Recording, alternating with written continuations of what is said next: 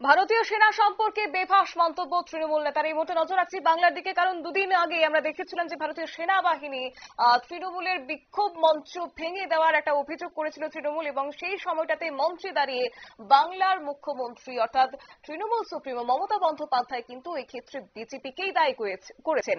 এবার সেই ক্ষেত্রে প্রাক্তন আইপিএস অর্থাৎ মালদার তৃণমূলের সহ সভাপতি তিনিও কিন্তু এই নিয়ে বেফাঁস মন্তব্য করেছেন। একই সঙ্গে তিনি বললেন যে বিজেপি নেতাদের মাথা ভেঙে দেওয়ার নিধান দিয়েছেন তিনি আর কেউ নন, প্রসূন বন্দ্যোপাধ্যায়। কি বললেন তিনি শুনুন। কোন অফিসার এটা অর্ডার দিয়েছেন? ইউএস ইস্টার্ন কমান্ড কি অর্ডার পাস করেছেন? বাঙালি অস্মিতার উপর যারা আঘাত আনবে তাদের মাথা কেন, তাদের ঠ্যাংও ভেঙে দেওয়া উচিত। কালকে আমরা যারা পশ্চিমবাংলার মানুষ, আমরা দলমত নির্বিশেষে সেনাবাহিনী শৌর্য এবং বীরত্বকে সম্মান করি। সেনাবাহিনী আমাদের কাছে গর্বের জিনিস। সেই সেনাবাহিনীকে বিজেপির যে কেন্দ্রীয় এবং রাজ্য নেতারা যেভাবে ব্যবহার করছে, সেই থিঙ্ক ট্যাঙ্ককে আমরা ঘুরিয়ে দেওয়ার কথা বলছি। তাদের মাথা ভেঙে পা ভেঙে রাখা উচিত, কারণ তারা যেসব আত্মঘাতী কাজ করছে সেটা আগামী দিনে কিন্তু ভারতবর্ষে গৃহযুদ্ধের পরিবেশ সৃষ্টি।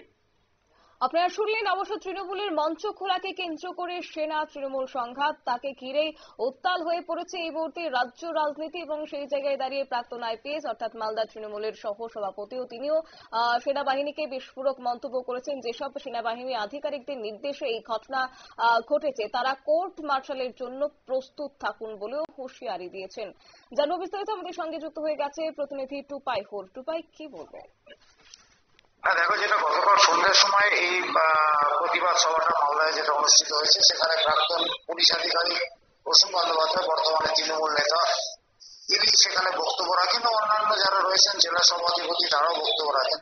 কিন্তু যেটা বিজেপির পক্ষ থেকে অভিযোগ করা হচ্ছে যে বক্তারা প্রত্যেকে কিন্তু সরাসরি সেনাবাহিনীকে আক্রমণ করে এবং সেনাবাহিনীর বিরুদ্ধে তাদের এক প্রকার হুমকির সুরে তারা তাদের বক্তব্যগুলো পেশ করেন। যেটা আমরা প্রসূন বাবুর যে বক্তব্য, সেখানে তিনি পরিষ্কার বলেছেন যে কোন সেনা আধিকারিকের এই নির্দেশে তৃণমূলের এই প্যান্ডেল খোলা হয়েছে, এক নম্বর। দ্বিতীয়, সেনার যে অফিসিয়াল এক্স হ্যান্ডেল আছে সেখানে তিনি বলেছেন যে অফিসিয়ালি সেই সেনাবাহিনীর নাম অফিসারের নাম প্রকাশ করতে হবে।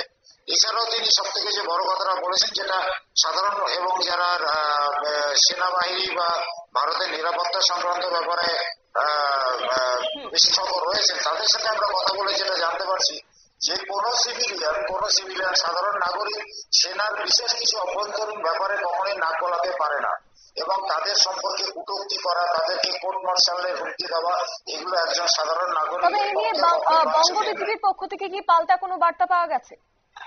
হ্যাঁ, বিজেপির পক্ষ থেকে বলা হয়েছে যে তারা যে বক্তব্যগুলো রেখেছে তৃণমূলের নেতৃত্ব, সেগুলো সম্পূর্ণ দেশ বিরোধী এবং সেনার বিরুদ্ধে তাদের বক্তব্য, এবং বিজেপি তার করার সমালোচনা করেছে এবং আগামী দিনের বিরুদ্ধে তারা আন্দোলনে সোচ্চার হওয়ার জন্য তাদের যে রূপরেখা, যে রণনীতি, সেটা তৈরি করছে বলে জানিয়েছে।